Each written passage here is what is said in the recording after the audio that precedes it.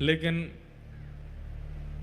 बचपन में जो हम लीला करते थे वो सब यहाँ नहीं कर पा रहे। बोले क्या नहीं हो रहा? बोले चोरी नहीं कर पा रहे हम, चोरी करने का मन हो रहा। माधवदास जी बोले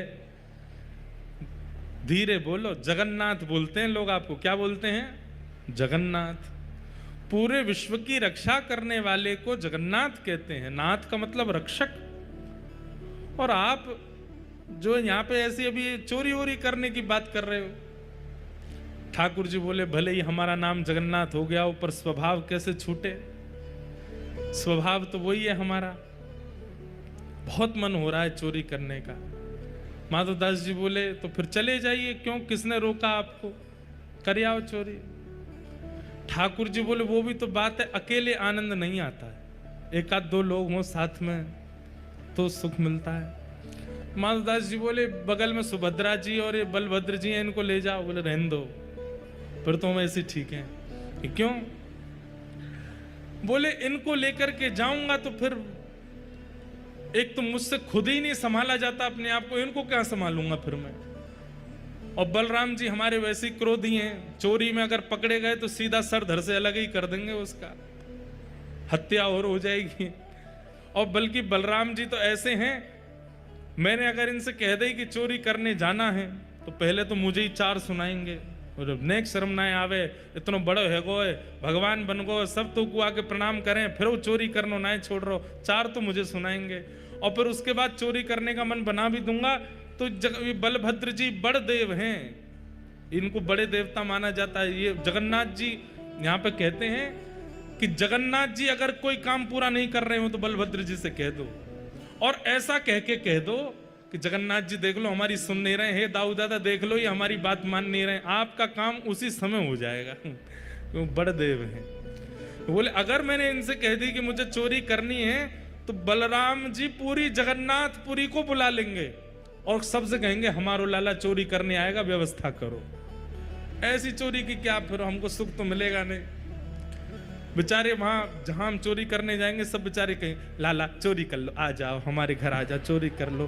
दाऊ दादा के हल से इतना डरेंगे सब, हमको सुख नहीं मिलेगा।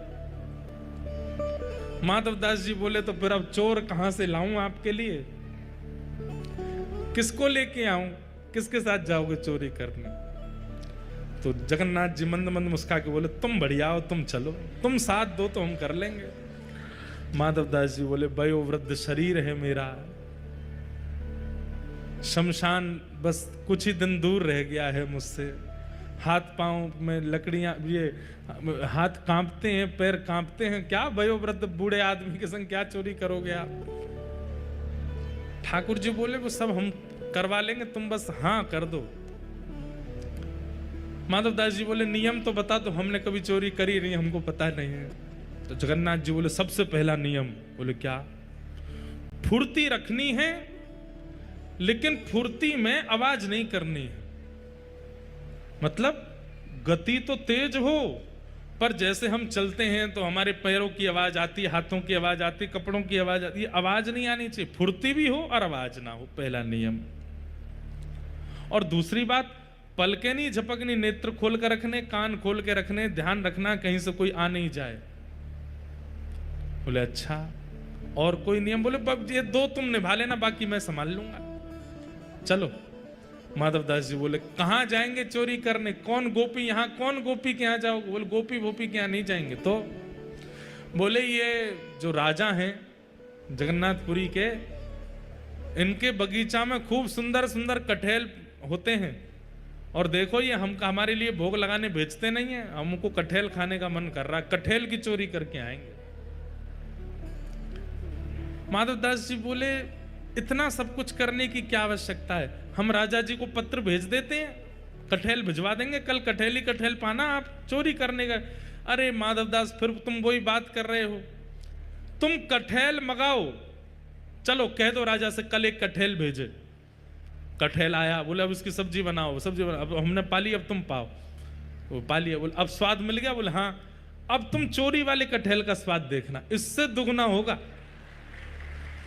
अब ये जो सुख मिला है ये फीका लगेगा उसके आगे, इसलिए अब चोरी करने चलो। माधवदास जी बोले ठीक है। तो बोले मैं रात में मेरे को सिंह द्वार पे मिल जाना। वो सिंह द्वार पे नहीं, दक्षिण द्वार पे मिलना। सिंह द्वार पे तो सब खड़े रहते हैं, रात में सोते हैं, सोने नहीं देते, बैठ जाते हैं वहां पे। कई भक्त रात भर नाम कीर्तन करते हैं, सबको पता चल जाएगा मैं निकला हूं। दक्षिण द्वार पे मिलना। दक्षिण द्वार पे माधवदास जी बाहर प्रतीक्षा कर रहे हैं। रात्रि में ठाकुर जी आए, चुपचाप छोटे से लाला बन गए, बड़े बड़े नेत्र हैं, कारे ठाकुर जी, और सुंदर एक पोशाक अपनी ऐसी धारण करके आए, आंख ही आंख दिख रही है बस। माधवदास जी ने अपने कंधा पे बैठा लिया और यहाँ दोनों हाथ रख करके श्री जगन्नाथ जी जा रहे हैं चोरी करने। राजा के बगीचा में पहुंचे। कहाँ हैं? बोले देखो सामने कटहल का पेड़ है, वहां चलो। पहुंच गए बगीचा में, अंदर जाकर के जगन्नाथ जी उतर गए नीचे। ठाकुर जी बोले अब ऊपर चढ़ना पड़ेगा, ऊपर से कटहल तोड़नी पड़ेगी। तो माधवदास जी बोले कौन से पेड़ पर चढ़ना? अरे धीरे बोलो, कोई सुन लेगा, हम तुमसे पहले ही बोले धीरे बोलना, क्या चिल्ला रहे हो? जैसे ही माधवदास जी बोले इतने में कौन से पेड़ पर चढ़ना है, तो बगीचे का मालिक उठ गया। बोले मैं बताता हूं कौन से पर चढ़ना, रुको। डंडा लेकर के आया, कहां हो तुम? अब जगन्नाथ जी मुख बंद करो, माधवदास जी को छुपा में बोले कि इतना तेज क्यों बोलते हो? पहले ही कहा था आवाज नहीं करनी, देखो आ रहा है, ढूंढ रहा है हमको। छुप के खड़े हो गए, बगीचा में घूम के चला गया, वो उसको नहीं मिले। माधवदास जी बोले अब क्या करना है? बोले देखो पेड़ के ऊपर हम दोनों में से कोई एक चढ़ेगा और नीचे दूसरा ऐसे करके लपकेगा, गिरेगा तो धम आवाज होगी, फिर से आ जाएगा माली। तो माधवदास जी बोले आप तो लाला हो, इतना भारी आपका शरीर है, आप खुद ही धम्म से नहीं गिर जाओ, मैं चढ़ता हूं ऊपर। ठाकुर जी बोले तुम चढ़ो, हम पीताम्बरी करके खड़े, हम ले लेंगे गोद में। ऊपर चढ़ गए माधवदास जी। अब कटहल लेकर के अब माधवदास जी ऊपर से चिल्ला के पूछ रहे कौन सा दूं, जे वाला कि वो वाला? ठाकुर जी बोले मरे खड़ो रहे ऊपर ही। इतने में ही बगीचा वाला बोले मैं बताता हूं कौन सा। ठाकुर जी तो वहां से भाज गए। अब ऊपर से माधवदास जी कटहल गिर रहे नीचे, धम। अरे ये धम आवाज आ रही है, आप लपक नहीं रहे क्या? नीचे माली बोला मैं लपकूंगा, आजा नीचे। माधवदास जी नीचे उतर करके आए बेचारे, ठाकुर जी तो भाज गए वहां से। माधवदास जी जैसे ही निकल करके नीचे आए, माली ने पकड़ करके 2-4 तो डंडा दिए, उनमें हाथ पांव बांध दिए। बोले रुक जाओ, तुमको बताते हैं, सुबह होगी। माधवदास जी इधर उधर देख रहे, किसको ढूंढ रहे हो? बोले एक और आए थे साथ में, उनको ढूंढ रहा हूं, हमें तो कोई नहीं दिखा। बोले अब वो तो अंतर ध्यान हो गए होंगे, वो कहां देखेंगे। ठाकुर जी भाज गए, सीधे मंदिर में जाके खड़े है गए। तो बढ़िया है। दूसरे दिन सुबह हुई, राजा को खबर मिली कि भाई हमारे बगीचा में कोई चोर घुसे थे रात को। सुबह सुबह राजा बगीचा घूमने आता था, तो जैसे ही बगीचा में आया तो देखा माधवदास जी पेड़ से लटके पड़े हैं।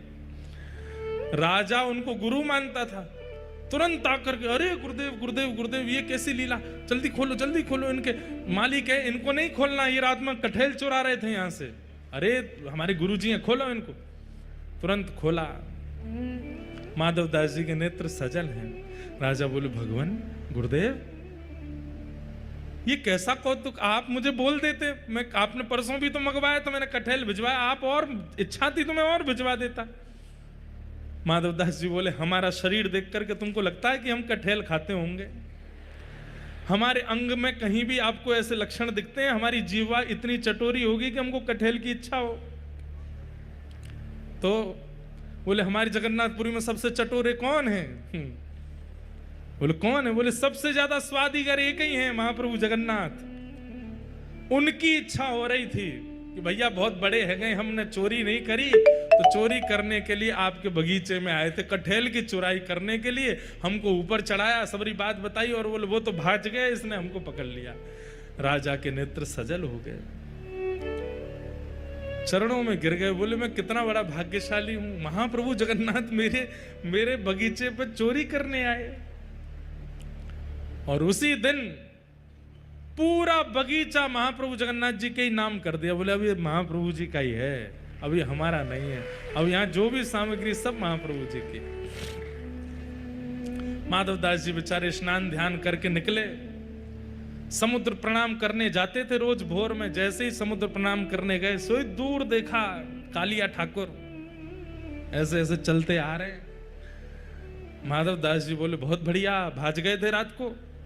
बोले हम तो नहीं भाजे, तुम चिल्ला क्यों रहे थे ऊपर पेड़ पे से? तो बोले तो तुम्हारी इच्छा पूरी हो गई, चोरी करनी है, चोरी करनी है, एक कठैल हाथ नहीं पड़ा आपके। बोले अब क्या करें? बोले चिंता नहीं करो, आप तो भाज गए थे, पर हम देखो रात में पिटे बंधे पूरा बगीचा आपके नाम करवा के आ गए। लो अब जाओ, खूब प्रेम से कटहल पाओ।